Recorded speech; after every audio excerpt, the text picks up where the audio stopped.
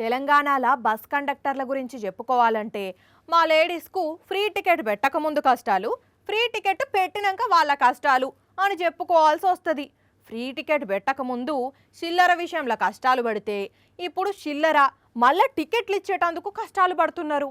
అయితే ఇది వరకు కండక్టర్ల కష్టాలన్నీ పక్కన పెడితే ముఖ్యంగా ఈ కండక్టర్ అన్నంత కష్టం ఎవ్వరు పడకున్నాలుల్లా.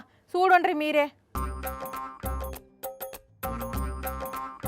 అమ్మ బాబోయ్, ఇదేందయ్యా ఇది, నేనేడా చూడలేదు బాబోయ్, నేనేడా చూడలేదు అని అనిపిస్తున్నదిలే. అయినా కండక్టర్ ఏంది, ఇస్తే టికెట్లు ఇవ్వాలి, లేకుంటే హోల్డే హోల్డే అనాలి, రైట్ రైట్ అనాలి. గాని బస్సులో ఇంతమంది ప్రయాణికుల నడుమ సర్కస్ చేస్తున్నాడు అంటే ఇది సర్కస్ కాదు.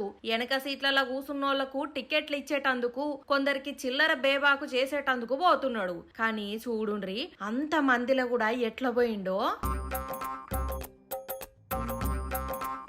మరి ఏం చేస్తాడు, ఇంతకంటే ఆప్షన్ లేదు, పోతే మామూలుగానే పోవాలి. కానీ ఇంతమంది నడుమ పోయే సీను కనపడతలేదు, అందుకనే ఇంతకంటే మంచి బాట లేదనుకున్నాడు, ఇట్లనే పోయిండు. కానీ ఆర్టీసీ చరిత్రలనే ఈ scene never before ever after పోండ్రి. ఇప్పటి వరకు బస్సులల్లా వందల మంది ఎక్కినా ఆటో ఇటో కష్టపడి కండక్టర్లు టికెట్లు ఇచ్చిండ్రు, లేకుంటే బస్సు సైడు కాపి టికెట్లు కొట్టిండ్రు. గాని ఈ అన్న లెక్క పోయి చిల్లరిచ్చి టికెట్లు కొట్టింది మాత్రం ఎవ్వరు లేరు. ఫ్రీ బస్సులు చాలైనాక 2 నెలలకే ఇన్ని విచిత్రాలు జరిగితే ఇంకా ముందు ముందు ఎన్ని చూడాలనో.